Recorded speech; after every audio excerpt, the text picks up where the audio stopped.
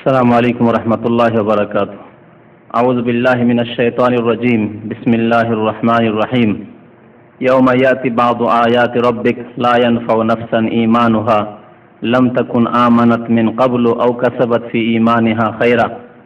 মহান আল্লাহ রাব্বুল আলামিনের সমস্ত প্রশংসা, যে আল্লাহ তার হিকমতে পৃথিবীতে ভালো এবং মন্দ উভয় প্রকারের সৃষ্টি বা বস্তু সৃষ্টি করেছেন। দরুদ ও সালাম নাযিল হোক প্রিয় নবী মুহাম্মদ রাসূলুল্লাহ সাল্লাল্লাহু আলাইহি সাল্লামের উপর, যিনি ভালো কাজের জন্য উৎসাহিত করেছেন, ভালো কাজের আদেশ দান করেছেন এবং খারাপ পথ, খারাপ কাজ, খারাপ কথা থেকে সতর্ক করেছেন। আল্লাহুম্মা সাল্লি আলাইহি আল্লাহুম্মা বারিক আলাইহি। আজকে আলোচনা করব আপনাদের সামনে কিয়ামতের একটি বড় লক্ষণ সম্পর্কে, তা হচ্ছে দাজ্জাল। এই দাজ্জাল সম্পর্কে, এই দাজ্জাল সম্পর্কে অনেক সহিহ হাদিস রয়েছে, সহিহ বুখারীতে, মুসলিমে, এছাড়াও অনেক কিতাবেই অনেক হাদিস রয়েছে এই ক্ষেত্রে। এই জন্য চিরসত্য দাজ্জালের আগমন, দাজ্জাল আসবে এটি সত্য, এবং এটি ঈমান বিল গায়ব, অদৃশ্যের প্রতি বিশ্বাস, না দেখে বিশ্বাস, যা আল্লাহ এবং তার রাসূল বলেছেন।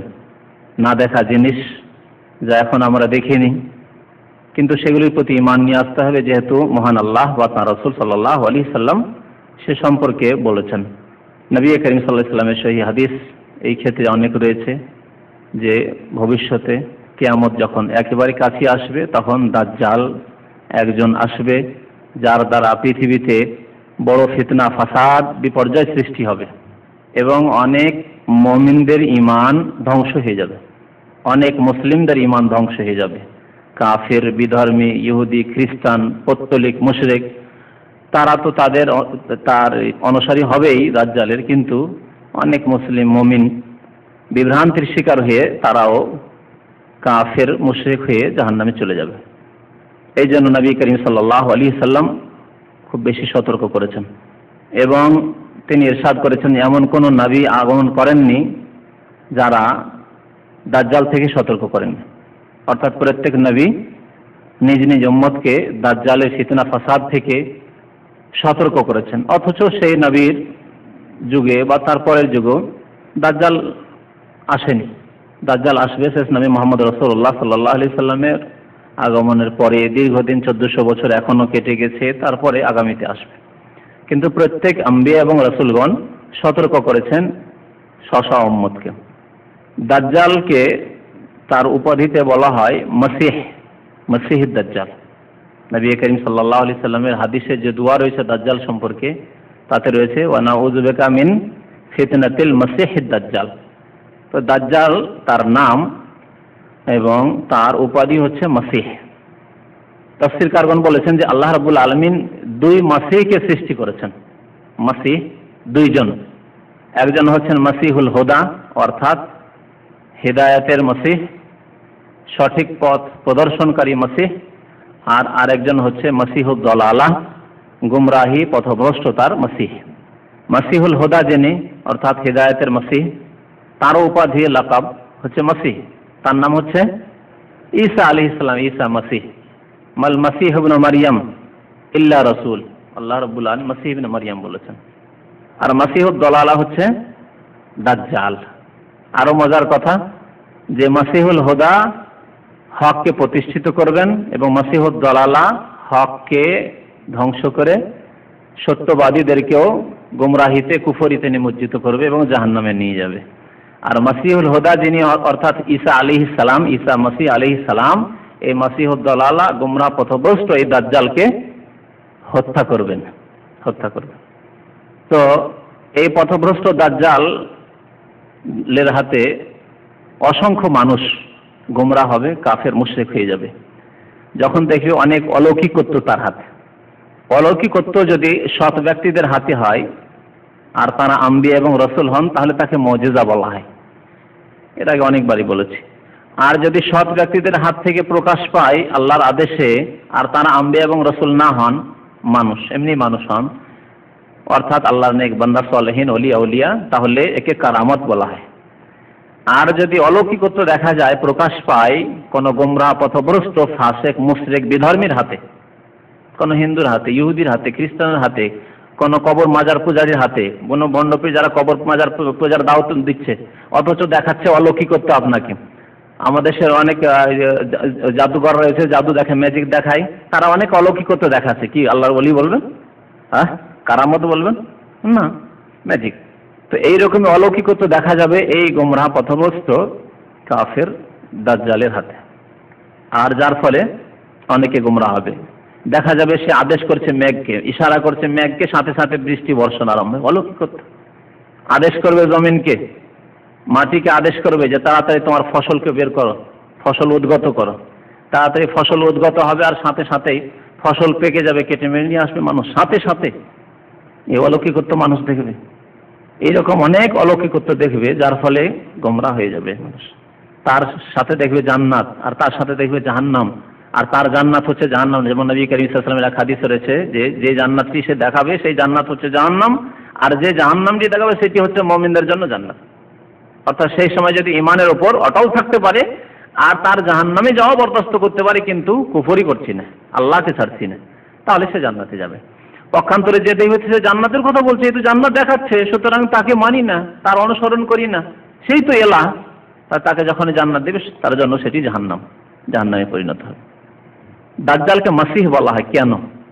এই ক্ষেত্রে দুইটি উক্তি রয়েছে বা মত রয়েছে। একটি হচ্ছে যে তার ডান চোখটি লেপা থাকবে, কোনো জিনিস যেমন লেপা থাকে, লেপানো থাকে, এইরকম।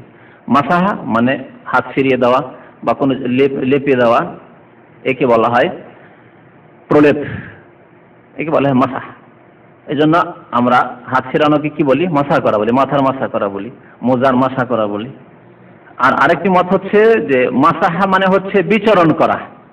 সে অল্প কয়েকদিনের মধ্যে, 40 দিনের কথা নবী করিম সাল্লাল্লাহু আলাইহি ওয়াসাল্লাম বলেছেন, 40 দিনে সারা পৃথিবী ভ্রমণ করবে, মাত্র 2টি শহর ছাড়া সারা পৃথিবী বিচরণ করবে সে। এই জন্য তাকে মাসিহ বলা হয়েছে। এই দুটি উক্তি সম্পর্কে রয়েছে, তাকে মাসিহ কেন বলা হয়েছে। তার নাম দাজ্জাল। দাজ্জাল কেন বলা হয়? দাজ্জাল শব্দ থেকে, দাজ্জাল মানে হচ্ছে কোন জিনিসের সংমিশ্রণ, মিক্সচার। তো তাকে দাজ্জাল কেন বলা হয়? এই জন্য যে সে হক এবং বাতিলকে একাকার করে দেবে। তার যুগে হক এবং বাতিলের সংমিশ্রণ এমন হবে যে হক বাতিলের পার্থক্য মানুষ করতে পারবে না, বিভ্রান্তির শিকার হয়ে যাবে। সে বাতিল, তাকে আল্লাহ বলে বিশ্বাস করে নেবে। সে যেসব দেখাবে অলৌকিকত্ব, সেগুলিকে মনে করবে যে এগুলি তো খোদাই কাজ, আল্লাহর কাজ, সুতরাং এই তো এলাহ, এর অনুসরণ করো। তো হক বাতিল একাকার হয়ে যাবে, হক বাতিলের সংমিশ্রণ হয়ে যাবে, সেজন্য তার নাম তার মাধ্যমে হবে, সেজন্য তাকে দাজ্জাল বলা হয়েছে। আর দাজ্জালের আরেকটি অর্থ হয় কোন জিনিসকে আবৃত করা, ঢেকে দেওয়া। তাহলে দাজ্জালকে দাজ্জাল এই জন্য বলা হয়, ভাষ্যকারগণ বলেছেন যে সেই ব্যক্তি সত্যকে তার বাতিল দিয়ে ঢেকে দেবে, আবৃত করে দেবে। সত্যকে তার বাতিল দিয়ে, তার অলৌকিকত্ব দিয়ে, তার কুফরি দিয়ে হককে, সত্যকে ঢেকে দেবে। আর কেউ কেউ বলেছেন যে সে তার কুফরিকে, সে কাফের, কিন্তু তার কুফরিকে ঢেকে রাখবে, আবৃত করে রাখবে তার মিথ্যার দ্বারা। মিথ্যা অলৌকিকত্ব, মিথ্যা কার্যকলাপ, সেসব দিয়ে তার কুফরিকে আবৃত রাখে, মানুষ টের পাবে না অনেকেই যে সে একজন কাফের। আর তার এত বেশি অনুসারী হবে, কোন কোন ভাষ্যকারগণ বলেছেন যে মানুষের তো অনেক সময় ধোকা খায় না লোক সংখ্যা দেখে, সংখ্যা গরিষ্ঠতা দেখে। আমাদের দেশে যদি কবর পূজারী বক্তাও হয়, বিদাতীয় বক্তা হয়, আর লক্ষ লক্ষ জনতা শ্রোতা, তাহলে মানুষ কি বলে?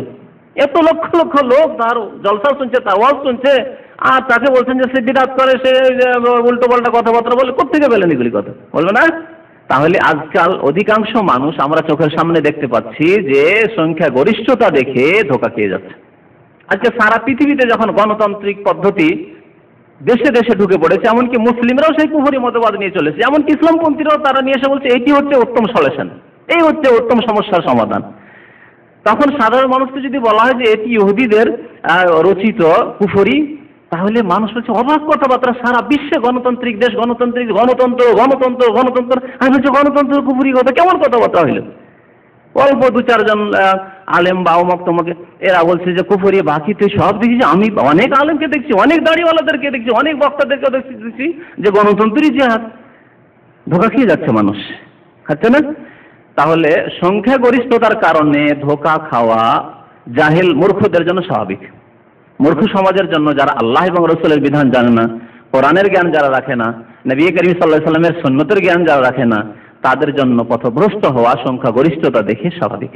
লক্ষ লক্ষ লোক কবর মাজারে যাচ্ছে আর সেখানে গিয়ে অনেক কিছু পাচ্ছে, আর সেখানে চাদর চড়াচ্ছে, সেখানে অলিয়া উলিয়া আর দরবারে হাজিরি দিচ্ছে, আর বলছে যে না যাওয়া যাবে না, ওরসের মেলা যাওয়া যাবে না, সেজদা করা যাবে না, কবর পূজারি তাই বলছে না। বাংলাদেশে 2,98,000 যদি পীর থাকে, তো গ্রামে গ্রামে পীর রয়েছে, থানায় থানায় পীর রয়েছে, থানা কি প্রতিটি মানে অঞ্চলে অঞ্চলে পীর রয়েছে। তাহলে এখানে যদি বলা হয় পীরতন্ত্র বিদআত, তো অনেকে ওই সংখ্যা গরিষ্ঠতা দেখে আরে এত পীর আমাদের দেশে, আর পীর না হলে চলে, পীর না হলে মুসলমান হয়ে যায়। এই তো সংখ্যা গরিষ্ঠতাতে অনেকে গুমরাহ হচ্ছে। কোন ক্ষেত্রে নেবেন আপনি যে সংখ্যা গরিষ্ঠতাতে আজকে গুমরাহ হচ্ছে না মানুষ? তো তার অনুসারীদের সংখ্যা গরিষ্ঠতা দেখে অনেক অসংখ্য মানুষ তার পিছনে হই হই করে ছুটবে, ইনকিলাব জিন্দাবাদ করবে, দাজ্জালের পিছনে পিছনে। দাজ্জাল নেতা, আর যেমন আজকালকার রাজনৈতিক দলগুলির পিছনে বোঝা সোজা নেই, গ্রামের মানুষ নিরক্ষর, মানে কিচ্ছু বোঝে না, বেশ গ্রামের লোকের ওই মুখ পার্টি করে, ওই হইচই করে, আরে 5 বছর এই করলাম তো 5 বছর ওই পার্টি করি, এ হচ্ছে তাদের পার্টি করা। হ্যাঁ, ইসলামে কোনটি জায়েজ কোনটি জায়েজ নয়, কোনটি হালাল কোনটি হারাম, কি ন্যায় অন্যায়, সৎ অসৎ, এসব কিচ্ছু দেখা দেখি না গণতান্ত্রিক দেশগুলিতে, কিচ্ছু দেখা দেখি না। ধোঁকা খেয়ে যাচ্ছে মানুষ সংখ্যাগরিষ্ঠতাতে, তেমনই ধোঁকা খাবে, প্রতারিত হবে তার সংখ্যাগরিষ্ঠ অনুসারী দেখে দাজ্জালের। এই জন্য দাজ্জালকে দাজ্জাল বলা হয়েছে। দাজ্জালের বিবরণ কেমন হবে সে, এ সম্পর্কে অনেক হাদিস রয়েছে। সে সমস্ত হাদিসগুলির সার, যেহেতু এত সংক্ষেপ সময় সমস্ত হাদিসগুলি পেশ করা যাবে না, অল্প কিছু কথা আপনাদের শোনাই যেগুলি হাদিসে এসছে। হাদিসে এসছে যে সে একজন যুবক হবে, যুবক, কোনো বৃদ্ধ মানুষ না, মানুষের মধ্যে থেকে হবে এবং একজন যুবক হবে, বেটে মানুষ হবে, আর তার 2 পায়ের মাঝে একটু দূরত্ব থাকবে। 2 পায়ের মাঝে যদি দূরত্ব থাকে তা হাঁটলে কেমন লাগে দেখে, খোঁড়া খোঁড়া লাগে না, ওই রকম হবে। তার চুলগুলি হবে ঘুংরুলো চুল, ঘুংরুল চুল, যেমন আফ্রিকান চুল হয়, আফ্রিকান চুলটা তো খুব বেশি ঘুংরুলো, আর এশিয়ানও কিছু লোক আছে যাদের চুল খুব ঘুংরুলো, ঘুংরুল চুল হবে। তার যে কপাল হবে খুব চওড়া হবে, বক্ষ হবে খুব প্রশস্ত হবে, ডান চোখ লেপা থাকবে, ডান চোখ কানা, কানা দাজ্জাল তো বুঝেন তো, কানা মানে এক চোখের অন্ধ যে কানা, আর এই চোখটি একেবারে লেপানো থাকবে, উঁচু হয়ে থাকবে না, আর একেবারে বসেও থাকবে না। আর বাম চোখটি, 2টি চোখে ত্রুটি থাকবে, আইবযুক্ত ত্রুটিযুক্ত 2টি চোখ, একটি চোখ একেবারে লেপা ডান চক্ষুটি, আর বাম চক্ষুটি সম্পর্কে হাদিসে রয়েছে যে সেটি উবড়ো খাবড়ো হয়ে থাকবে, উঁচু হয়ে থাকবে। আর তার 2 চোখের উপরে অর্থাৎ কপালে লেখা থাকবে, 2টি হাদিস রয়েছে এই ক্ষেত্রে। একটি হাদিস রয়েছে কাফের লেখা থাকবে, একসাথে কাফের যেমন করে আরবিতে কাফের লেখা থাকবে, আর আরেকটি হাদিসে রয়েছে কাফারা লেখা থাকবে, কাফারা। ইয়াকরাউহা কুল্লু মুসলিম, এবং প্রত্যেক মুসলিম সেই কাফের শব্দটি পড়তে পারবে, সে লিখতে পড়তে জানুক আর নাই জানুক পড়তে পারবে। তারপরেও তার অলৌকিকত্ব দেখে প্রতারিত হয়ে যাবে, ধোঁকা খেয়ে যাবে। অনেকেই কুফরি করবে, তাকে এলাহ মাবুদ বলে বিশ্বাস করবে। ভালো করে যদি লক্ষ্য করে। আর পরে বলবো যে দাজ্জালের ফিতনা থেকে, এই ফাসাদ থেকে নিজের ইমানের হেফাজতের উপায়গুলি কি, শরীয়তি উপায়, সেগুলি পরে ইনশাআল্লাহ বর্ণনা করব। পড়া সত্ত্বেও গোমরা হবে। আর একটি তার বৈশিষ্ট্য হচ্ছে যে সে বন্ধা হবে, বাঁধা, আকিমুল্লাহ ইউলাদুল্লাহু হাদিস রয়েছে, তার কোনো সন্তান সন্ততি জন্মাবে না। দাজ্জাল বের হবে কোথা থেকে, এ সম্পর্কে বেশ কিছু হাদিস রয়েছে, মুসলিম শরীফে হাদিস রয়েছে, আবু দাউদের রয়েছে, অন্যান্য হাদিসের কিতাবে রয়েছে। দাজ্জাল বের হয় পূর্ব দিক থেকে, মিন জিহাতিল মাশরিক, নবী সাল্লাল্লাহু আলাইহি ওয়াসাল্লাম বলেছেন পূর্ব দিক থেকে বের হবে। আর পূর্ব দিককে বিশেষ করে নির্ধারিত করা হয়েছে আরেক হাদিসে মুসলিম শরীফের, মিন খোরাসান। খোরাসান, প্রাচীন যুগে খোরাসান খুব মশহুর প্রসিদ্ধ এলাকা ছিল খোরাসান।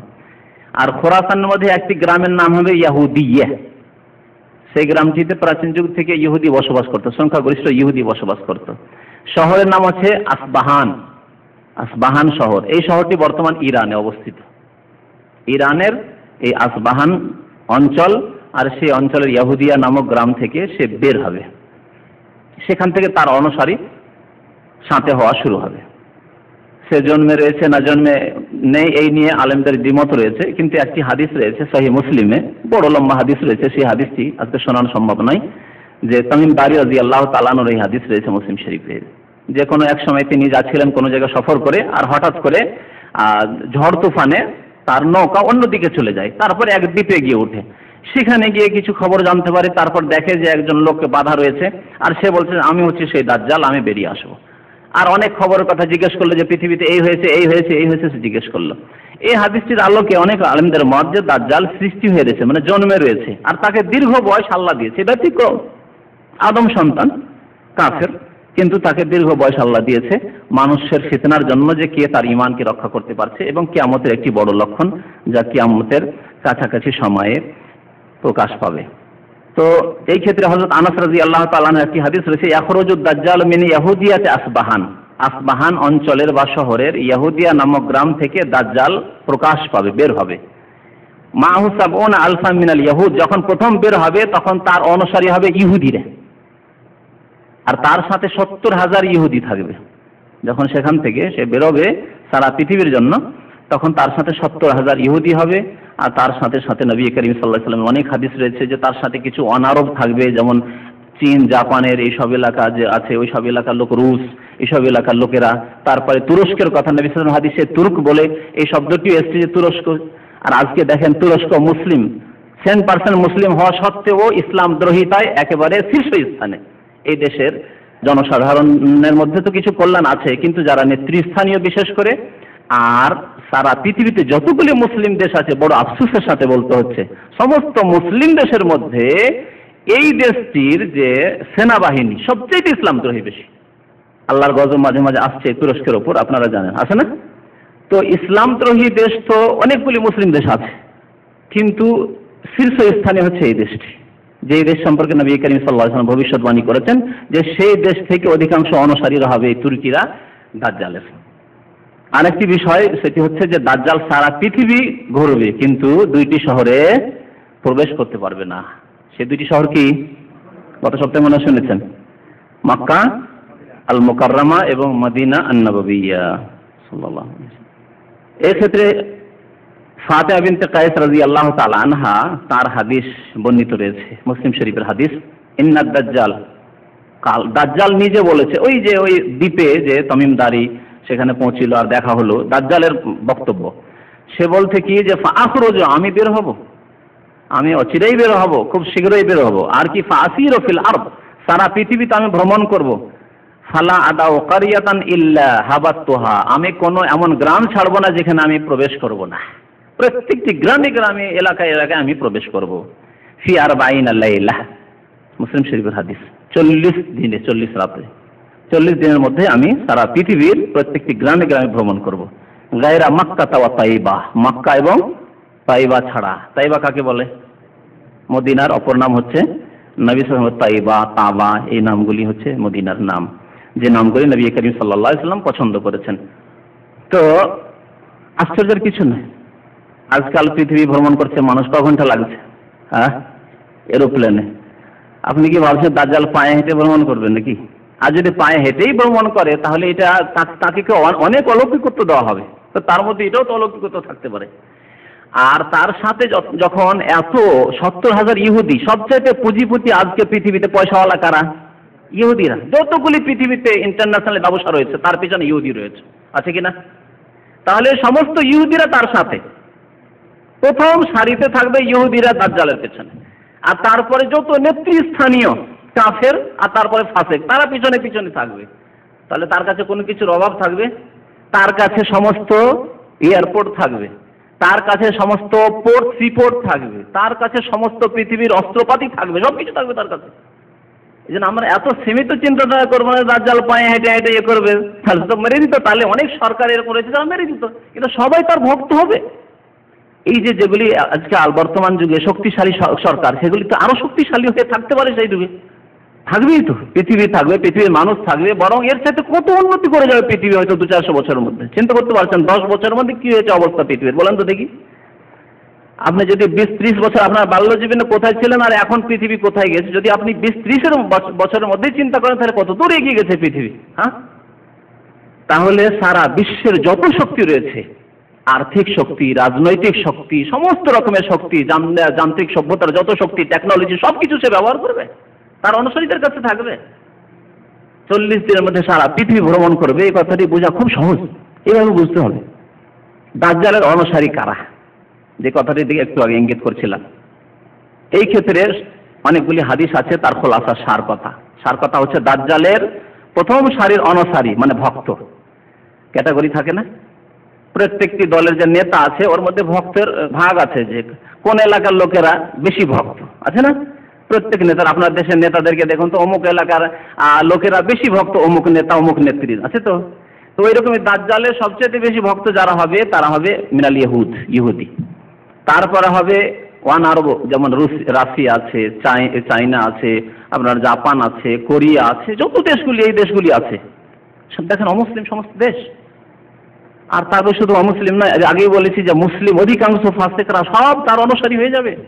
মুমিনদের ঈমানকে টিকিয়ে রাখা এটি বড় কষ্টকর হয়ে পড়বে।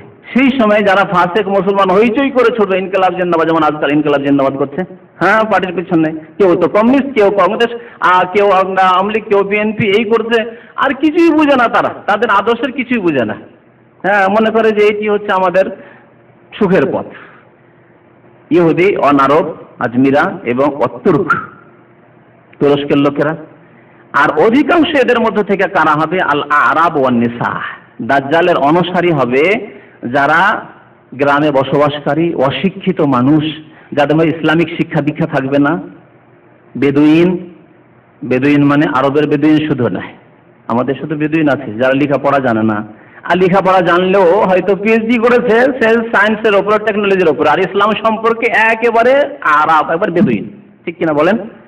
পিলার অফ ইমান কয়টি তা বলতে পারবেন না, অথচ পিএইচডি করেছে সে সায়েন্সের টেকনোলজিতে, ইঞ্জিনিয়ার হয়েছে, অমুক হয়েছে, তমুক হয়েছে। পিলার অফ ইমান কয়টি তাই বলতে পারে না। হ্যাঁ, কয়েক তো নামাজ, আর নামাজ কি বলে তাই জানে না সে, তাহলে কি বলবেন তাদেরকে? নামাজের ফরজ, ওয়াজিব, সুন্নাত তাই জানে না, ইসলাম আর কুফরির পার্থক্যই জানে না সে। আজকাল অধিকাংশ আমি শিক্ষিত, জেনারেল শিক্ষিতদের দেখেছি, যারা কলেজ ইউনিভার্সিটি থেকে ভালো শিক্ষিত, তাদের অধিকাংশ মানুষের সাথে কথা বলে দেখেছি, অধিকাংশ যারা দিন চর্চা করে না তাদের কথা বলছি। যারা কলেজ ইউনিভার্সিটিতে পড়েছে কিন্তু দিন চর্চা করে, তাদের তো কিছু জ্ঞান আছে, আলহামদুলিল্লাহ জ্ঞান আছে। কিন্তু যারা দিন ইসলাম চর্চা করার প্রয়োজন মনে করে না, যথেষ্ট পয়সার জন্য, পেটের জন্য যথেষ্ট শিখে ফেলেছে, তারা বলে যে আরে আল্লাহ সন্তুষ্টি তো সবাই চায়, সবাই জান্নাতে একদিন যাবে, কেন যাবে না? হিন্দু কেন জান্নাতে যাবে না? খ্রিস্টান কেন জান্নাতে যাবে না? ইহুদি কেন জান্নাতে যাবে না? বৌদ্ধ কেন জান্নাতে যাবে না? শিখ কেন জান্নাতে যাবে না? সবাই তো চায় আল্লাহ সন্তুষ্টি। পথ শুধু বিভিন্ন, কিন্তু টার্গেট, লক্ষ্য উদ্দেশ্য তো এক।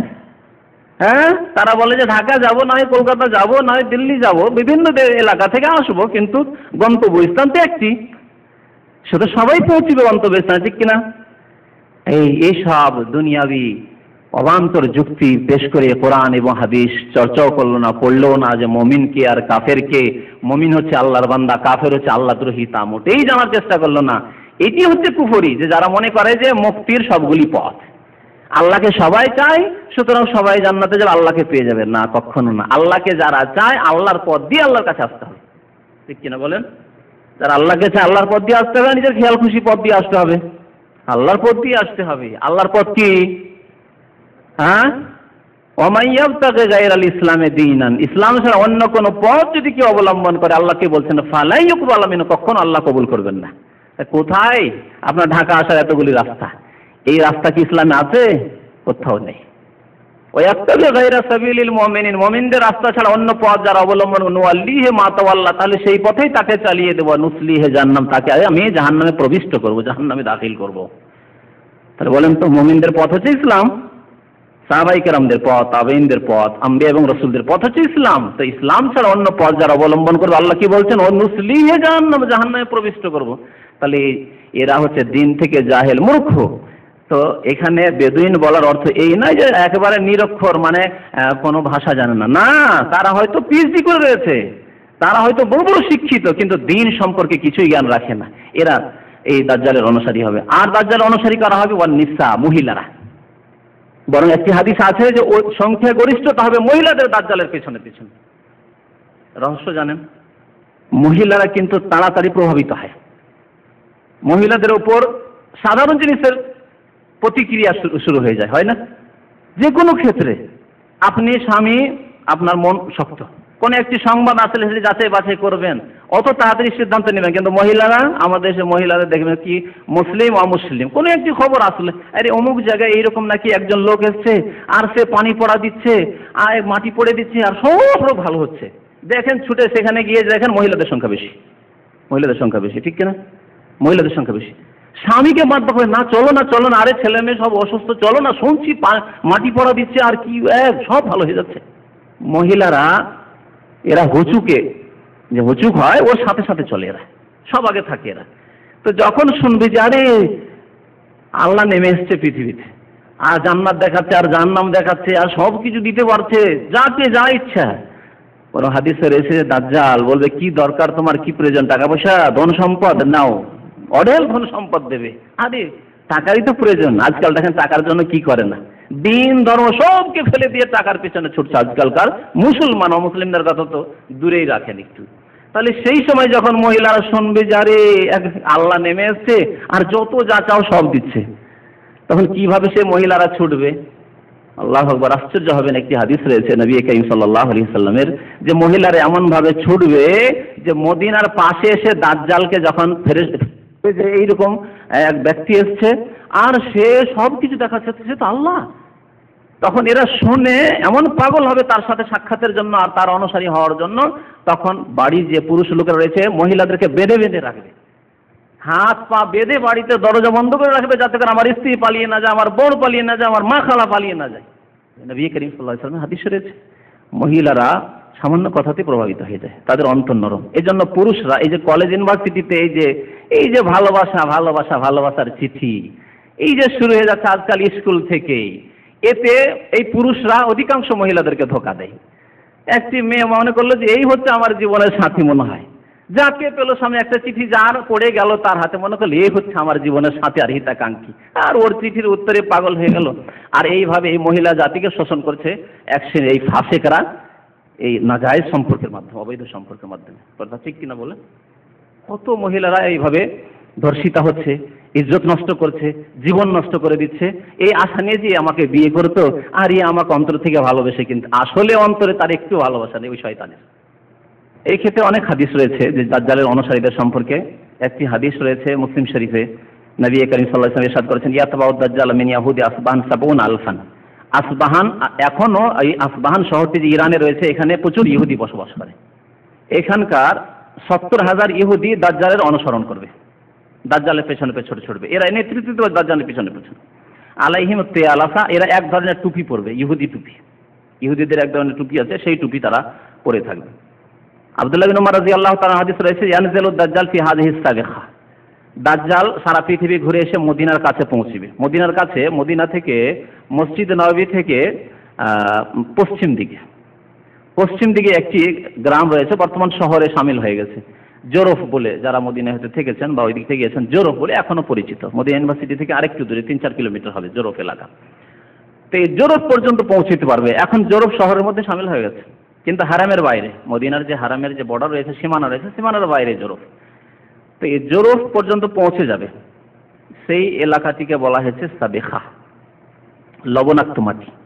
ফায়াকুন আকসার মান ইয়াখরুজু ইলাইহিন নিসা, অধিকাংশ যারা অনুসরণ করার জন্য দাজ্জালকে ফলো করার জন্য, দাজ্জালের প্রতি বিশ্বাস করার জন্য যারা বেরিয়ে আসবে ছুটে, তারা নিসা, মহিলা হবে, মহিলার ছুটে আসবে। দাজ্জালের ফিতনা, বিপর্যয়, ফাসাদ যে সৃষ্টি করবে, মানুষ যে পথভ্রষ্ট হবে, ধোঁকা খাবে, এ সম্পর্কে অনেক হাদিস রয়েছে। তার মধ্যে সেই হাদিসগুলির সার হচ্ছে যে তার সাথে জান্নাত থাকবে, তার সাথে জাহান্নাম থাকবে। জান্নাত জাহান্নাম যখন দেখবে তখন তাকেই তো এলাহ মনে করবে, তাকেই তো আল্লাহ মনে করবে। কিন্তু মুমিন যার ঈমান মজবুত রয়েছে, সে তো ভালো করে জানে যে আল্লাহকে দুনিয়াতে দেখা যাবে না। এ কথা কে জানে? মূর্খ মানুষরা জানে, কাফের অমুসলিম জানে না। মুসলিমদের মধ্যে অধিকাংশ যারা আকীদা সম্পর্কে জ্ঞান রাখে না, ইসলাম সম্পর্কে জ্ঞান রাখে না, ইসলাম সম্পর্কে চর্চা করে না, পড়াশোনা করে, তারা জানে না, তারা মনে করে আল্লাহ তো নেমে এসছে। কিন্তু একজন মুমিন, যে ব্যক্তি তাওহীদবাদী মুমিন, যে ব্যক্তি আল্লাহ সম্পর্কে সঠিক জ্ঞান রাখে, সে জানে যে আল্লাহকে জান্নাত ছাড়া দেখা যাবে না। আল্লাহর দিদার যে হবে মুমিনদের জন্য মাত্র, আর সেটা হবে কোথায়? জান্নাতি কি হবে? তার আগে আল্লাহকে দেখা যাবে না। আল্লাহকে মুসা আলাইহিস সালাম দেখতে পারেননি, আল্লাহকে ইব্রাহিম আলাইহিস সালাম দেখতে পারেননি, আল্লাহকে মুহাম্মদ রাসূলুল্লাহ সাল্লাল্লাহু আলাইহি ওয়াসাল্লামও দেখেননি, কেউ দেখেনি। মা আয়েশা রাদিয়াল্লাহু তাআলা আনহা বলছেন, মুসলিম শরীফের হাদিস, কেউ যদি বলে মান হাদাসাকুম আন্না মুহাম্মাদার রাআ রাব্বাহু, তোমাদেরকে যদি এই কথা বর্ণনা করে কেউ যে মুহাম্মদ সাল্লাল্লাহু আলাইহি ওয়াসাল্লাম তার রবকে দেখেছে, আল্লাহকে দেখেছে, ফাকাদ আযামাল ফিরিয়া, সে চরম মিথ্যা কথা বলল।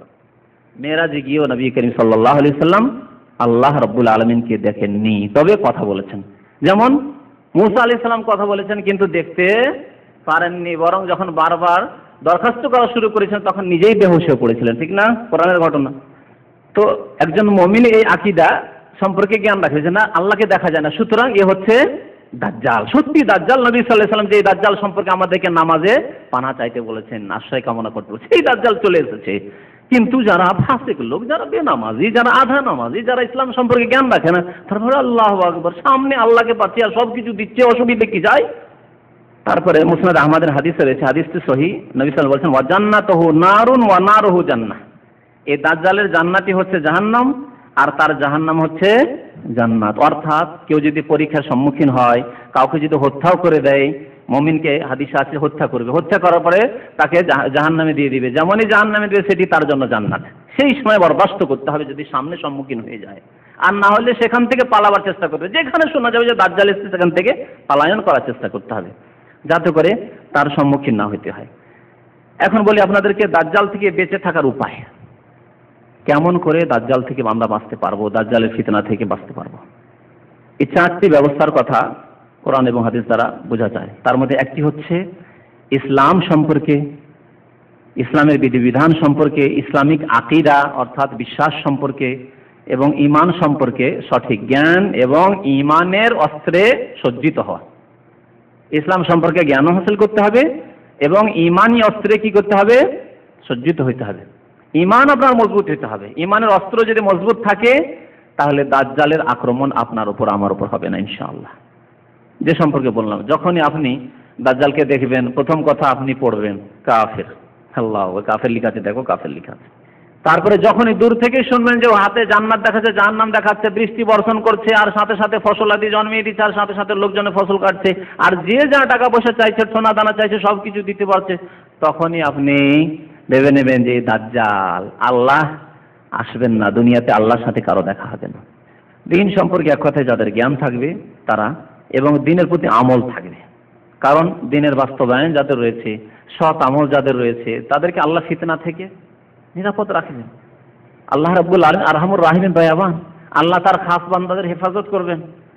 কোরআনে কারিমে আল্লাহ রাব্বুল ইবলিস সম্পর্কে, ইবলিসকে যখন ছাড় করলেন, ছাড় প্রাপ্তি দিলেন, তখন আল্লাহ রাব্বুল আলামিন ইবলিসকে বলছেন যে দেখো, আমার খালেস যারা খাঁটি বান্দা হবে তাদেরকে তুমি গোমরাহ করতে পারবে না, তাদেরকে পথভ্রষ্ট করতে পারবে না। আল্লাহর খাস রহমত হবে যে শয়তান তাদের কাছে আসতে পারবে না। পক্ষান্তরে যারা ওই রকমের নামে মাত্র মুসলিম, কাজে কর্মে তাদের ইসলামের সাথে কোনো সম্পর্ক নেই, ইসলামিক শিক্ষা দীক্ষা নেই, ইসলামের সঠিক জ্ঞান নেই, বরং জাতিতে মুসলমান অনেক শিরক বিদআতে লিপ্ত রয়েছে, অনেক গুনার কাজে লিপ্ত রয়েছে, হারাম কাজে লিপ্ত রয়েছে, পয়সার পিছনেই শুধু ছুটে, আর মনে করে পেট এবং পয়সা আর নেতৃত্ব গদি এটি হচ্ছে টার্গেট, তখন সেটা তো দেখতে হবে যে দাজ্জালের সাথে গেলেই তো লাভ রয়েছে। আজকাল মানব রচিত বিধান দিয়ে যারা এইসব পার্টি ফাটি করছে, তারা কেন করছে? মুসলিম হয়ে নামাজ পড়েও অনেকে কি জন্য? শুধু পেটের জন্য আর গদির জন্য, নেতৃত্বের জন্য। একটা বড় নেতৃত্ব পাবো, একটু কিছু পাবো, 5 বছরে অনেক কিছু করে নেব, নিজের বংশের লোকদেরকে ইন্ডাস্ট্রি ফ্যাক্টরি এই সেই করে দেবো, দেখছি অনেক নেতারা এরকম বড়লোক হয়ে গেল, ইত্যাদি ইত্যাদি, তাই না? তাহলে এইরকম যারা হবে দুনিয়ামুখী হবে, দিনমুখী নয়। মুসলিম 2 প্রকার, দিনমুখী আর দুনিয়ামুখী। যারা দিনমুখী আল্লাহ তাদের উপর রহম করবেন, তাদের হেফাজত করবেন, দিন তারা শিখবে, সেই দিনের প্রতি ঈমান রাখবে এবং সেই দিনে তারা বাস্তবায়ন করবে। আর যারা দুনিয়ামুখী, যেখানে দুনিয়া সেখানে সে হাজির, জাতিতে মুসলমান কিন্তু যেখানে পয়সা সেখানে হাজির, যেখানে গদি সেখানে হাজির, যেখানে নেতৃত্ব সেখানে হাজির, যেই কোনোভাবে হোক না কেন সেখানে টার্গেট আমার হচ্ছে ওই দুনিয়ার নেতৃত্ব, ওখানে পৌঁছিতে হবে। তারা গোমরাহ হবে, যেহেতু তারা দেখবে যে দাজ্জালের কাছে গেলে, দাজ্জালের অনুসারী হলে অনেক ফায়দা রয়েছে পার্থিব। দ্বিতীয় উপায় হচ্ছে দাজ্জালের ফিতনা থেকে বাঁচার আল্লাহ রাব্বুল আলামিনের কাছে বেশি বেশি দোয়া করা। দাজ্জালের ফিতনা থেকে হেফাজতে থাকার জন্য, নিরাপদ থাকার জন্য আল্লাহর কাছে বেশি দোয়া করা। আর বিশেষ করে নামাজের মধ্যে দোয়া করা দাজ্জালের ফিতনা থেকে মাহফুজ থাকার জন্য, নিরাপদে থাকার জন্য, যা নবী করিম সাল্লাল্লাহু আলাইহি ওয়াসাল্লাম শুধু শিখাননি বরং তাকিদ করেছেন। মুসলিম শরীফের হাদিসে রয়েছে। আর এই দোয়ায়ে মাসুরার উপর আমাদের দেশের অধিকাংশ মুসলমানদের আমল নেই, অধিকাংশ মুসলমানদের আমল নেই। কারণ আমি অনেকগুলি ছোট ছোট আলোচনা যেগুলি হয়, বিশেষ করে ওই দামাম জেলে যখন যাই তখন দেখি যে কাছাকাছি লোকজন বসে আছে, আর দেখি এদেরকে এইরকম বক্তব্য দিয়ে লাভ নেই, এক কান দিয়ে শুনছে আর এক কান দিয়ে চলে যাচ্ছে, যেহেতু এরা টেনশনে আছে। আর টেনশনে থাকার লোকজনকে বক্তব্য শোনাবো, শুনবে না কিছু, ও এদিকে বক্তব্য, তার বডি তো বসে আছে এখানে, কিন্তু তার মন মগজ আছে আল্লাহ কখন জেল থেকে বেরোতে পারবো, আর কখন বাংলাদেশ যাব, কি ছুটি আবার আসতে পারবো কি পারবো না, এত টাকা লস খেলাম, এই সেই সবগুলি চিন্তা করতে আছে সবসময়। ওদের কিস্সা কাহিনী শুনতে লাগলেও বক্তব্যের সময় শেষ হয়ে যায় ওদের শুধু কিস্সা কাহিনী শুনতে।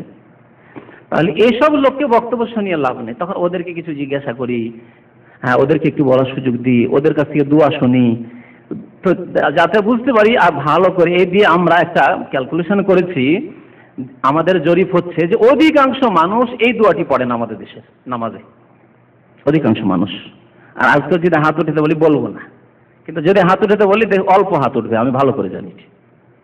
কারণ আমরা দোয়া শিখেছি কিরকম গতানুগতিক, নামাজ শিখেছি কিরকম গতানুগতিক। ওই হানাফি নামাজ শিখেছি, হানাফি দোয়াগুলি শিখেছি, আর ওই চটি ভাই নুরানি নামাজ শিক্ষা ওই সব শিখেছি, আর রসুল্লাহ নামাজ শিক্ষা শিখিনি। রোগটা হচ্ছে এখানে, কিন্তু রসুল্লাহ নামাজ না শিখে হানাফি নামাজ, নুরানি নামাজ, কথা বুঝতে পারছেন, ওই গৌসিয়া নামাজ আর ওই সব শিখেছি। এই জন্য আমাদের নামাজ আরম্ভ হয় ডবল গলত দিয়ে, হয় না? আমি এর আগে অনেকবারই বলেছি, দুই গলত দিয়ে নামাজ শুরু হয়। কি দুই গলত? একটা হচ্ছে উচ্চারিত নিয়ত পড়ে, নিয়ত করে না, নিয়ত করতে হবে, আর নিয়ত করার স্থান হচ্ছে এই অন্তর। কিন্তু না, এই নিয়ত পড়ে নাওয়াইতু, জোহরের জন্য আলাদা, ফরজের জন্য আলাদা, সুন্নতের আলাদা, বেতরের আলাদা, জানাজার আলাদা। কত কষ্ট করে বেচারা মিসকিন মানুষ আরবিতে মুখস্থ করেছে, বড় আফসোস লাগে, বড় আফসোস লাগে। দোয়ায়ে মাসুরা দাজ্জালের ফিতনা থেকে মাহফুজ হওয়ার এই দোয়া মুখস্থ নেই, আর নামাইতো মুখস্থ, বিদআত মুখস্থ, সুন্নত মুখস্থ নেই। এই এক গলত দিয়ে নামাজ শুরু। আর এক গলত হচ্ছে হ্যাঁ কি জায় নামাজের দোয়া, জায় নামাজের দোয়া। অনেকে যারা হয়তো নতুন এসছেন তারা অবাক হবেন, জি বাবা কি তাহলে জায় নামাজের দোয়া পড়তে হবে না নাকি? জি হ্যাঁ, জায় নামাজের দোয়া নেই, জায় নামাজের দোয়া বলে কিছু নেই ইসলামে। এই জন্য বলছি যে গতানুগতিক নামাজ শিখলে হবে না, আর হানফি নামাজ শিখলে হবে না, নুরানি নামাজ শিখলে হবে না, মুহাম্মাদি নামাজ শিখতে হবে, রাসূলুল্লাহ সাল্লাল্লাহু আলাইহি সাল্লামের নামাজ শিখতে হবে। কারণ নবী সাল্লাল্লাহু আলাইহি ওয়াসাল্লাম কি বলেছেন? সাল্লু, নামাজ পড়ো, কামা রাআইতুমুনি ওয়াসাল্লি, যেমন আমাকে নামাজ পড়তে দেখলে তোমরা। আমাকে নামাজ পড়তে দেখলে হাদিস মোতাবেক নামাজ পড়তে হবে। আর হাদিসে নামাজ হচ্ছে তাকবীরে তাহরিমা দিয়ে নামাজ আরম্ভ হয় আর সালামে গিয়ে নামাজ শেষ হয়। হ্যাঁ, মিফতাহুস সালাতে তুহুর ওয়া তাহরিমুহা তাকবীর, নামাজের তাহরিমা হচ্ছে আল্লাহু আকবার ওয়া তাহলিলুহা তাসলিম, আর নামাজের সমাপ্তি হচ্ছে আসসালামু আলাইকুম রাহমাতুল্লাহ, আসসালামু আলাইকুম, আর শেষ হয় মোনাজাত দিয়ে। আর সুন্নতি দোয়াগুলি আবার পড়া হয় না। দেখেন, যেখানে বিদআত করবেন সুন্নত ছেড়ে দেবেন। কি করে আমাদের দেশের মানুষেরা? সালাম ফেরার পরে রব্বানা আতিনা ফিদ দুনিয়া হাসানা শুরু করে দিল, কিন্তু যে আল্লাহুম্মা আনতাস সালাম মিনকাস সালাম তাবারাকতা ওয়া জালালু ওয়াল ইকরাম তিনবার আস্তাগফিরুল্লাহ আস্তাগফিরুল্লাহ পড়ে, ওইসব পড়ি না। আয়াতুল কুরসি পড়ে, হ্যাঁ আল্লাহুম্মা লা মানিয়া লিমা আতাইতা ওয়া লা মুতিয়া পড়ে, 33 বার আলহামদুলিল্লাহ সুবহানাল্লাহ আল্লাহু আকবার এগুলো পড়ে না, সাথে সাথে মোনাজাত শুরু। আর করলেও মোনাজাতের পরে। কোত্থেকে মোনাজাত আসলে? এই মোনাজাত সম্মিলিত মোনাজাত, মোনাজাত দিয়ে শেষ, এই গলত দিয়ে শেষ, আর দুই গলত দিয়ে শুরু। তাহলে এই মুসাল্লার দোয়া নেই। মুসাল্লার দোয়াটি কি আসলে? এটি হচ্ছে ওই যে সানা, 7-8 রকমের সানা রয়েছে, তার মধ্যে একটি পড়লেই হয়। সুবহানাকা পড়েন, না আল্লাহ বাইদ বানি বুখারীতে আছে সেটি পড়েন, আর না ইন্নী ওয়াজহাতু ওয়াজহিয়া এটি মুসলিম শরীফে স্পষ্ট আছে। নবী সাল্লাল্লাহু কি করতেন? যখন ইযা কাব্বারা তাকবীর বলতেন, সুম্মা কালা, অতঃপর বলতেন ওয়াজহাতু ওয়াজহিয়া। সুম্মা মানে অতঃপর। তাহলে আল্লাহু আকবার বলার পরে কি করতেন? নামাজের ভিতরে তাহলে ওয়াজহাতু ওয়াজহিয়া পড়তেন। আর আমাদের দেশের হানাফি ভাইরা কি করে? আগে ওয়াজহাতু ওয়াজহিয়া করে নিল, তারপরে প্রথম নিয়ত, তারপরে ওয়াজহাতু ওয়াজহিয়া যায় নামাজ, তারপরে হ্যাঁ না উল্টা করলাম। যেহেতু এই বিদাতি নামাজ পড়ে অভ্যাস নাই তো, সেই জন্য উল্টা আমার হইতে পারে, আপনাদের ভুল হবে না। হ্যাঁ, কি আগে যায় নামাজ, মানে তা যায় নামাজে দাঁড়াইলে আগে যায় নামাজের দোয়া, তারপরে নামাইতর বিদাত, ডবল বিদাত হইলো, তারপরে তখন আল্লাহু আকবার বলবো। অথচ নবী বলছেন আল্লাহু আকবার দিয়ে নামাজ আরম্ভ, তার আগে কিছু নেই। আর ওয়াজহাতু ওয়াজহিয়া কখন পড়তেন? আল্লাহু আকবার, তারপরে কখনো সুবহানাকাল্লাহু ওয়া বিহামদিহি, যেটি আমাদের দেশে পড়ে, আবু দাউদের হাদিস সেটি। কখনো মুসলিম শরীফে যে হাদিস রয়েছে নি ওয়াজহাতু ওয়াজহিহি পড়তেন, কখনো আল্লাহুম্মা বা'ইদ বাইনি ওয়া বাইনা খাতায়া পড়তেন। আমি ছোট থেকে আল্লাহুম্মা বা'ইদ বাইনি ওয়া বাইনা খাতায়া কামা বা'আদতা পড়ি, যেটা বুখারী শরীফে রয়েছে, আর অর্থে ব্যাপকতাও রয়েছে। তো কথা হচ্ছে যে এই রকমের বেশ কিছু দোয়া রয়েছে। নবী সাল্লাল্লাহু আলাইহি ওয়াসাল্লাম তাহাজ্জুদে আরো অন্যান্য দোয়া সানাগুলি পড়তেন। তো কি বলছিলাম যে হ্যাঁ, মুখস্থ নেই ও দুআয়ে মাসুরা। আত্তাহিয়াত তাশাহুদ হয়ে গেল শেষ তাশাহুদ যদি শেষ বৈঠক হবে, আত্তাহিয়াত পড়লেন, আত্তাহিয়াতের পরে দুরূদ পড়বেন, আল্লাহুম্মা সাল্লি আলা মুহাম্মদ আল্লাহুম্মা বারিক আলা মুহাম্মদ, দুরূদ ইব্রাহিমি। আর তারপরে কি পড়েন বলেন তো? আল্লাহুম্মা ইন্নী যালামতু নাফসি, গতানুগতিক যেটা মুখস্থ, এটাও আছে, মুসলিম শরীফে আছে, ঠিক আছে পড়ুন। কিন্তু এটির পরে এর চেয়ে তো বেশি তাগিদ করেছেন নবী সাল্লাল্লাহু আলাইহি ওয়াসাল্লাম যে দোয়াটির জন্য অধিকাংশ মানুষ পড়েন না, সেই দোয়াটি হচ্ছে, কে পড়েন বলেন দেখি? তারপরে অধিকাংশ মানুষ যারা হাত উঠাচ্ছেন এখানে এসে শিখেছেন, তাই না? এই দেখছেন, বলছি যে পাবেন না আপনি ওই নুরানি নামাজে, পাবেন না ওই হানফি নামাজে, পাবেন রাসূলুল্লাহ সাল্লাল্লাহু আলাইহি ওয়াসাল্লামের নামাজে পাবেন। মুসলিম শরীফের হাদিস, আর একটি নয়, মুসলিম শরীফে কয়েকটি হাদিস এসেছে, কয়েক ভাষাতে। নবী সাল্লাল্লাহু আলাইহি ওয়াসাল্লাম কোন জায়গায় আছে যে তিনি 4টি জিনিস থেকে আশ্রয় কামনা করতেন, কানা ইয়াতাআওয়াযু মিন আরবা, 4টি জিনিস থেকে আশ্রয় কামনা করতেন। আর কোন জায়গায় আছে তাআওয়াযু মিন আরবা, তোমরা 4টি জিনিস থেকে আল্লাহর কাছে আশ্রয় কামনা করো, আদেশ। আর কোন জায়গায় আছে সাহাবী বলছেন কানা রাসূলুল্লাহ ইয়ামুর, আল্লাহ রাসূল আদেশ করতেন যে আমরা যেন 4টি জিনিস থেকে আল্লাহর পানা চেয়ে নিই, আল্লাহর কাছে আশ্রয় কামনা করে নিই। সেগুলি কি? আল্লাহুম্মা ইন্নী আউযু বিকা মিন আযাবিল কবরি ওয়া মিন আযাবি জাহান্নাম ওয়া মিন ফিতনাতিল মাসিহিদ দাজ্জাল ওয়া মিন ফিতনাতিল মাহিয়া ওয়াল মামাত। আর কোন কোন রিওয়ায়াতে রয়েছে ওয়া মিনাল মাসামি ওয়াল মাগরাব, কোন কোন রিওয়ায়াতে 5টি রয়েছে। হে আল্লাহ, কবরের আযাব থেকে তোমার আশ্রয় কামনা করি, জাহান্নামের আযাব থেকে তোমার আশ্রয় কামনা করি, দাজ্জাল মাসিহিদ দাজ্জালের ফিতনা থেকে তোমার আশ্রয় কামনা করি, আর জীবন মরণের ফিতনা থেকে তোমার আশ্রয় কামনা করি। এত সুন্দর চমৎকার দোয়াটি এই গতানুগতিক নামাজে শেখানো হয়নি, নুরানি নামাজে শেখানো হয়নি, বুঝতে পারছেন? অথচ নবী করিম সাল্লাল্লাহু আলাইহি ওয়াসাল্লামের কোরআনের পরে স্থান বুখারী শরীফ, তারপর মুসলিম শরীফের হাদিস। তাহলে দ্বিতীয় উপায় হচ্ছে দাজ্জালের ফিতনা থেকে বাঁচার, যে নিয়মিত যারা নামাজে তাশাহুদে এই দোয়াটি পড়বে, আল্লাহুম্মা ইন্নী আউযু বিকা মিন আযাবিল কবরি ওয়া মিন আযাবি জাহান্নাম ওয়া মিন ফিতনাতিল মাসিহিদ দাজ্জাল। নবী সাল্লাল্লাহু আলাইহি ওয়াসাল্লামের হাদিসে রয়েছে যে বান্দা যখন 3বার করে কোনো দোয়া করে আল্লাহর কাছে, তখন আল্লাহ বলে বারবার করে বান্দা আমার কাছে দোয়া করছে আর আমি তাকে দেব না। তো কত ওয়াক্তে কত নামাজ আমরা পড়ছি, একটি ওয়াক্তে কতবার সুন্নাত, আগের সুন্নাত, পরের সুন্নাত, আবার ফরজ, আর আপনি আত্তাহিয়াত পড়ছেন, তার সাথে এই দোয়াটি যদি পড়েন তো আল্লাহর কি দয়া হবে না যে বান্দা এই দোয়াটি বারবার পড়ছে, দাজ্জালের ফিতনা থেকে বাঁচাও, তো আল্লাহ দাজ্জালের ফিতনা থেকে মাহফুজ রাখবে ওই ব্যক্তিদেরকে যারা এই দোয়া পড়বে, সুন্নতি দোয়া।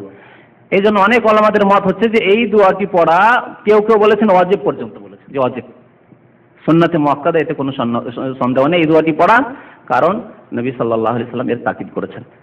তৃতীয় উপায় হচ্ছে দাজ্জাল থেকে বাঁচার সূরা কাহাফের প্রথম দিক থেকে অথবা শেষ দিক থেকে। গোটা সূরাটি যদি সূরা কাহাফ মুখস্থ নাও করতে পারেন, কমের পক্ষে প্রথম দিক থেকে 10 আয়াত অথবা শেষ দিক থেকে 10 আয়াত, দুই দিক থেকে করলে বেশি ভালো। কারণ নবী সাল্লাল্লাহু আলাইহি ওয়াসাল্লামের 2 রকম হাদিস আছে। কোন হাদিসে রয়েছে যে যেই ব্যক্তি সূরা কাহাফের মান হাফেজা মিন আওয়াইল সূরাতিল কাহাফ, যেই ব্যক্তি সূরা কাহাফের প্রথম দিক থেকে 10 আয়াত মুখস্থ করলো, মান হাফেজা 10 আয়াতিন মিন আওয়াইল সূরাতিল কাহাফ, সূরা কাহাফের প্রথম দিক থেকে যে ব্যক্তি 10 আয়াত মুখস্থ করলো, ওয়াসলিমা মিন ফিতনাতিদ দাজ্জাল, সেই ব্যক্তি দাজ্জালের ফিতনা থেকে নিরাপদ থাকবে।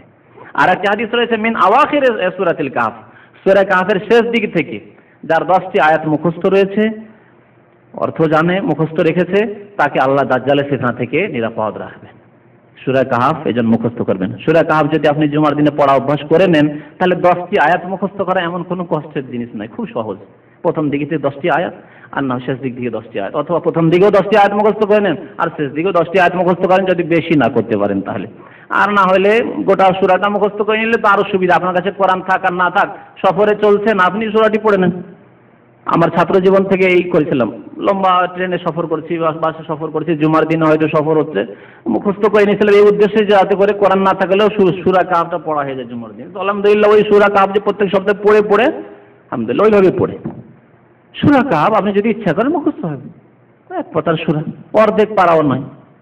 তো সূরা কাহাফের কমের পক্ষে 10টি আয়াত যারা মুখস্থ রাখে এবং পাঠ করে, তারা দাজ্জাল থেকে ইনশাআল্লাহ মাহফুজ থাকবে। চতুর্থ উপায় দাজ্জাল থেকে বেঁচে থাকার, সহিহ মুসলিমের হাদিসে সূরা কাহাফ যারা পড়বে তারা দাজ্জালের ফিতনা থেকে নিরাপদ থাকবে, এই হাদিসে মুসলিম শরীফের হাদিস। চতুর্থ উপায় হচ্ছে দাজ্জাল থেকে বাঁচার উপায় হচ্ছে দাজ্জাল যখন চলে আসবে সেই যুগে যথাসাধ্য দাজ্জাল থেকে দূরে থাকার ব্যবস্থা।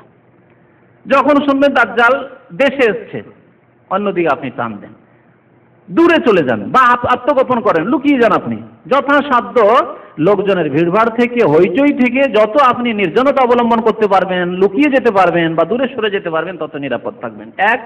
আর দ্বিতীয় হচ্ছে নিরাপদ শহর হচ্ছে দুইটি দাজ্জাল থেকে, তা হচ্ছে মক্কা এবং মদিনা। মহান আল্লাহ যাদেরকে তৌফিক দান করবেন, যদি মক্কা এবং মদিনায় বসবাস করতে পারে দাজ্জালের ফিতনার কালে, তাহলে ইনশাআল্লাহ এই দাজ্জালের ফিতনা থেকে নিরাপদ থাকবে। আর একটি বিষয় হচ্ছে দাজ্জাল যে এত বড় একটি বড় ফিতনা হবে, তবু আল্লাহ রাব্বুল আলামিন কোরআনে দাজ্জালের কথা কেন উল্লেখ করেননি?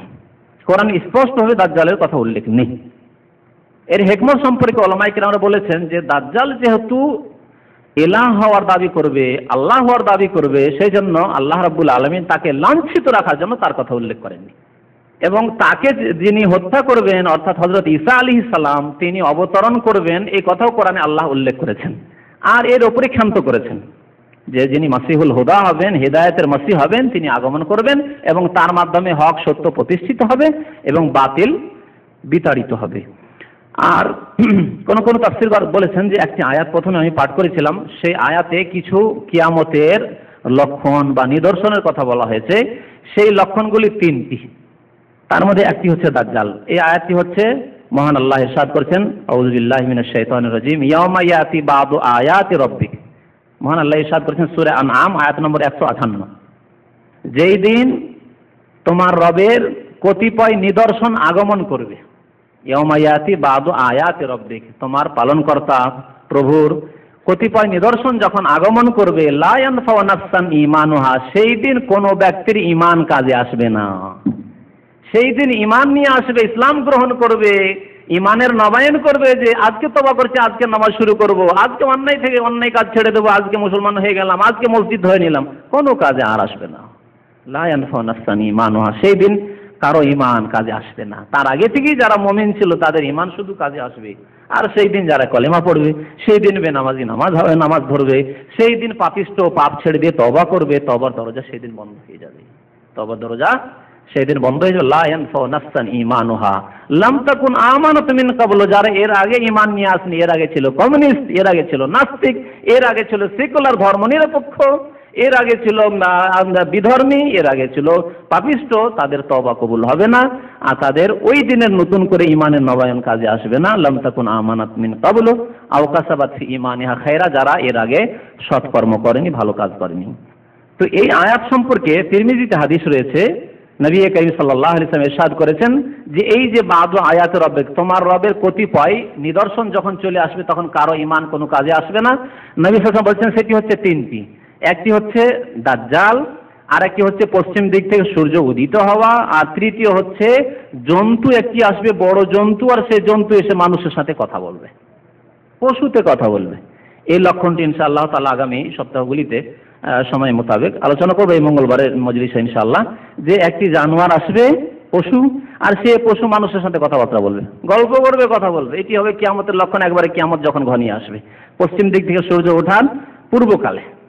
এই তিনটির মধ্যে একটি লক্ষণ যখন চলে আসবে তখন অনেকে তওবা করে, আল্লাহু আকবার, আর তো পৃথিবী থাকবে না, আর ধন সম্পদ টাকা পয়সা তো কোনো কাজে আসবে না, এই বাড়ি ঘর ব্যবসা বাণিজ্য নেতৃত্ব গদি তো আর কোনো কাজে আসবে না, সবাই তওবা করবে আর ঈমান নিয়ে আসবে। লাম তাকুন আমানাত মিন ক্বাবলু আও কাসাবাত ফি ঈমানিহা খায়রা, আল্লাহ বলেন লা ইয়ানফাউ নাফসান ঈমানুহা, সেই দিন ঈমান নিয়ে আসা কোনো কাজে আসবে না, সেই দিন মসজিদ ধরা আর কোনো কাজে আসবে না, কোনো কাজে আসবে না।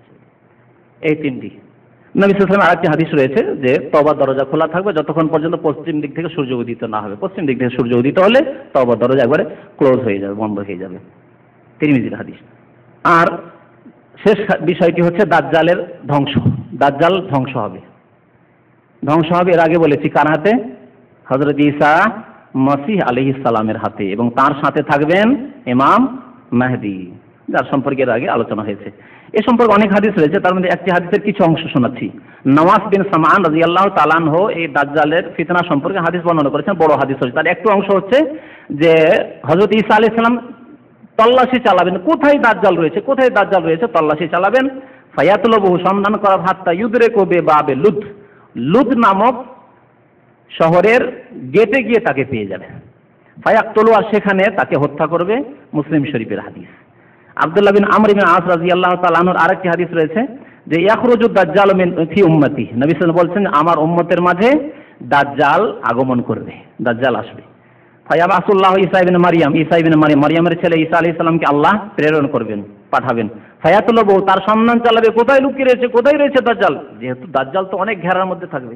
আজকে ধরেন তো একজন নেতা বা নেত্রী যে কোথাও থাকছে, কতগুলি বেড়ার মধ্যে থাকছে, তার পর্যন্ত সাধারণ পৌঁছতে পারবে?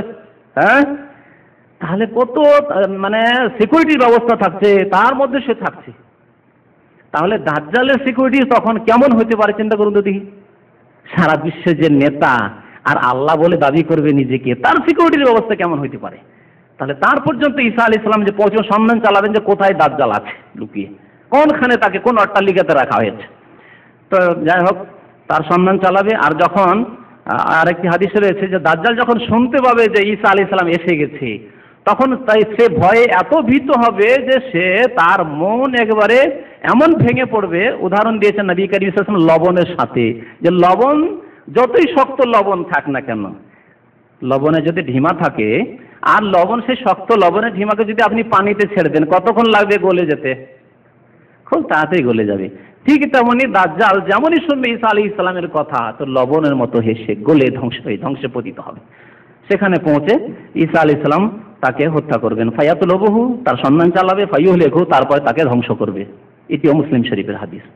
তো এই দিয়ে মোটামুটি দাজ্জাল সম্পর্কে যেগুলি গুরুত্বপূর্ণ পয়েন্ট ছিল সেগুলি নিয়ে আলোচনা হয়েছে। আর একটি বিষয় শুধু বাকি আছে, দাজ্জাল সম্পর্কে বেশ কিছু হাদিস আমার কাছে ফটোকপি করা হয়েছে, কিন্তু 1 ঘন্টা হয়ে গেছে, এই জন্য আজকে আর সে আলোচনা যেতে পারছি না। ইনশাআল্লাহ তাআলা কোনোদিন সময় সুযোগ হলে দাজ্জাল সম্পর্কে অনেক হাদিস রয়েছে, সেই হাদিসগুলি কোনো একদিন শোনানো যাবে। আল্লাহ রাব্বুল আলামিন আমাদেরকে যেন দুনিয়া এবং আখিরাতের ফিতনা থেকে নিরাপদ রাখেন। আল্লাহ যেন আমাদেরকে দাজ্জালের ফিতনা থেকে আল্লাহ মাহফুজ রাখেন, হেফাজতে রাখেন। আল্লাহ রাব্বুল আলামিন আমাদের ঈমানের হেফাজত রাখেন। আল্লাহ রাব্বুল আলামিন আমাদেরকে ঈমানের সাথে যেন বাঁচিয়ে রাখেন, ঈমানের সাথে যেন আমাদের মৃত্যু হয়। আল্লাহ রাব্বুল আলামিন আমাদেরকে যেন জান্নাত নসিব করেন।